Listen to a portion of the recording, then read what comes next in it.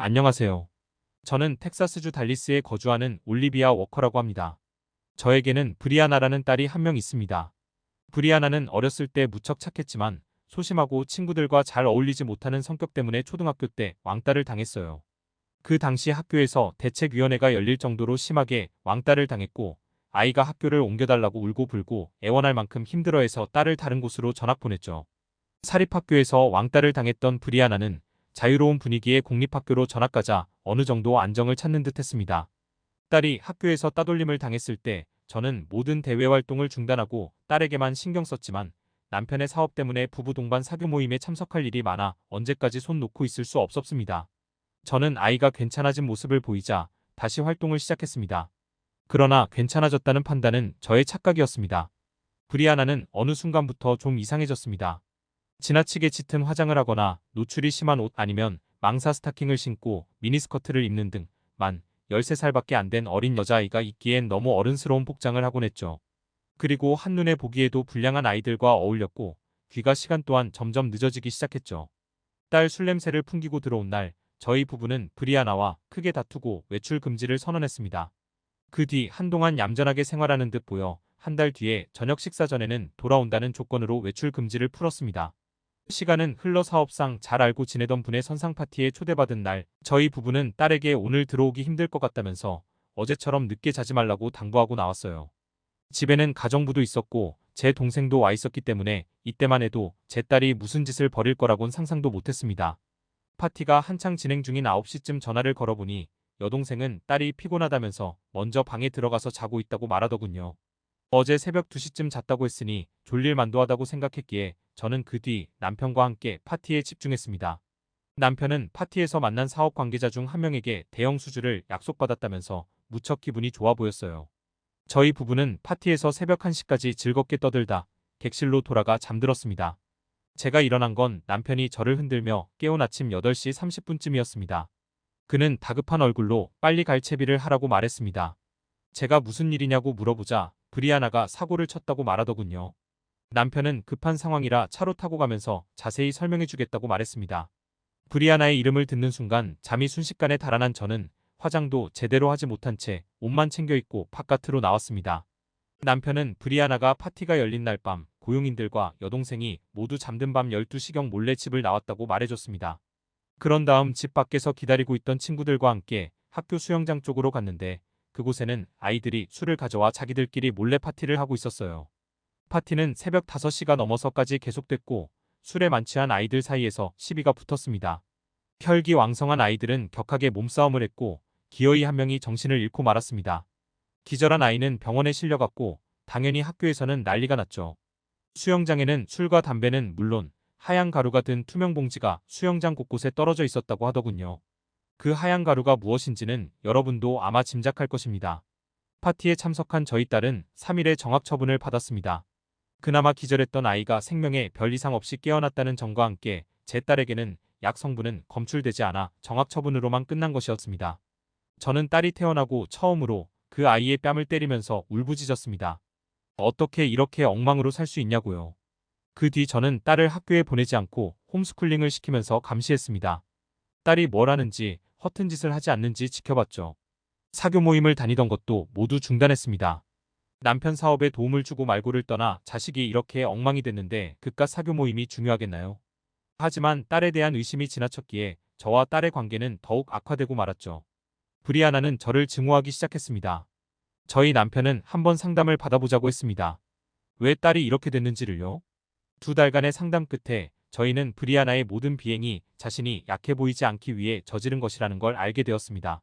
브리아나는 자신이 따돌림을 당한 게 약하고 순해 보여서라고 믿고 있었고 일부러 세 보이고 싶어 불량한 친구들과 어울리며 일부러 사납게 화장을 하고 노는 여자아이들처럼 입었습니다. 실제로 브리아나는 불량한 아이들과 어울리며 아이들이 자신을 함부로 하지 못하는 것에 큰 자신감을 얻었고 그들에게 영향을 받아 점점 더 수렁에 빠져들어가고 있었던 것이죠. 저는 대체 이 철부지를 어떻게 해야 하나 머리가 아팠습니다. 상담사는 저에게 무술을 배우게 하는 것이 어떻겠냐고 제안했습니다. 실제로 브리아나는 상담 중 무술을 통해 강해지고 싶다는 말을 하기도 했고 몇몇 무술 도장에서는 단순히 육체적 단련뿐만 아니라 정신적인 수양도 강조하기 때문에 브리아나에게는 잘 맞을 거라 말씀하셨어요. 저는 어떤 무술 도장을 다녀야 하나 고민했습니다.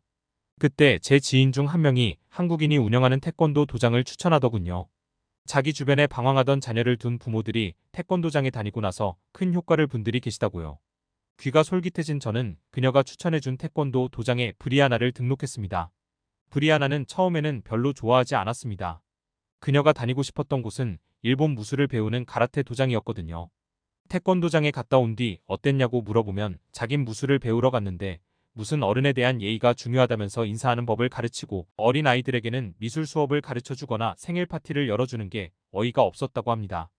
딸은 저에게 사기꾼이 운영하는 무술 도장 같다고 투덜거렸지만 원래 저도 태권도장은 태권도만 배우는 게 아니라 다양한 활동을 한다고 들었기 때문에 그다지 놀라지 않았습니다.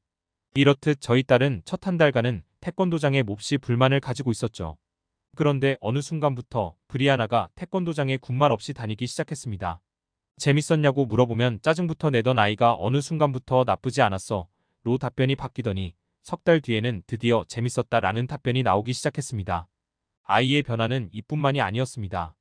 삐뚤어진 이후 집에 들어오면 인사도 안 하고 횡 가버리던 아이가 부모에게 먼저 인사를 하기 시작했으며 거칠어졌던 말투도 많이 얌전해졌죠. 제일 놀란 건 가치관의 변화였습니다. 딸과 대화를 나누던 어느 날 브리아나는 바깥에서 자기보다도 어린 애들이 담배를 피우고 있었다면서 훈계를 해줬다더군요. 그리고 뒤이어 이렇게 말했습니다. 세 보이고 싶다면서 자기 자신을 망치는 건 멍청한 짓이야. 진짜 강한 사람은 세 보이려고 노력해보지 않아도 중요한 순간이 오면 진짜 강함을 증명할 수 있어. 제가 대체 어디서 그런 좋은 말을 들었냐고 물어보자 딸은 빙그레 웃으며 태권도장 관장님한테 들었다는 말을 하더군요.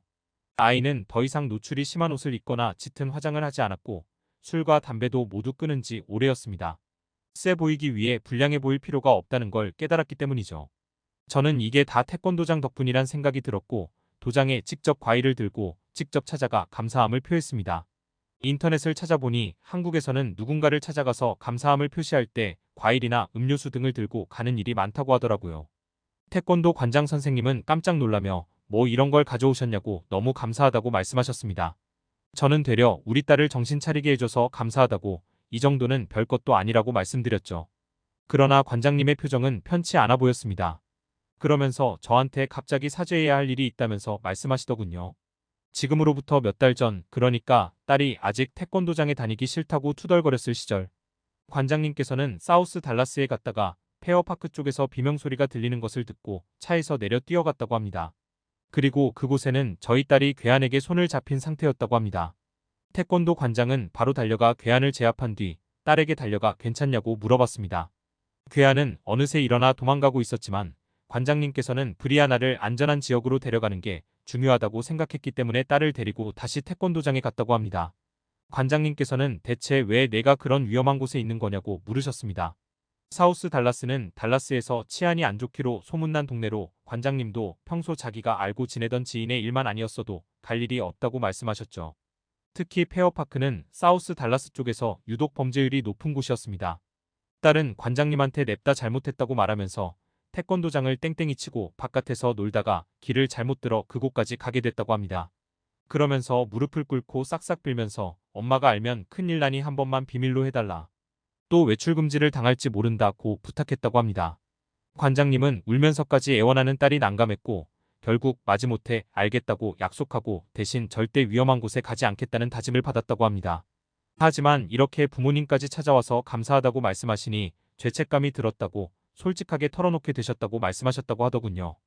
그날 집에 돌아간 저는 딸 아이에게 관장님이한테 들은 사실을 말해주며 크게 꾸중했습니다. 하루가 지나자 화가 조금 누그러진 저는 딸이 제 눈치를 보는 모습이 안쓰러워 간식을 가져가 화해를 청했습니다. 딸과 다시 화기애애해진 저는 그때 군말 없이 도장에 다니게 된 이유가 들킬까봐 무서워서 그랬던 것이냐고 물어봤습니다. 그러나 딸은 고개를 저으면서 도장을 열심히 다녀야겠다고 결심하게 된 건 관장님이 괴한을 무찔렀을 때 보여줬던 멋진 발차기 때문이라고 했습니다. 관장님은 항상 허허 웃으시기만 하고 체구도 다른 사범님보다 작은 편이라 처음에 무슨 저런 사람이 관장이냐고 생각했다고 해요. 은근 무시하고 있던 그가 자기보다 몸집이 큰 서양인을 멋지게 제압해내자 딸은 엄청난 감명을 받은 모양이었습니다. 그 뒤로 열심히 도장을 다니게 된 딸은 어느 날 평소에 궁금해하고 있는 점을 그에게 질문했습니다. 그렇게 강하시면서 왜 허허실실 웃고만 다니시고 화도 안 내세요? 제 주변에 강해 보이고 싶었던 사람들은 문신을 하거나 근육을 키우거나 술과 담배를 하고 심지어 더 위험한 짓도 하곤 해요.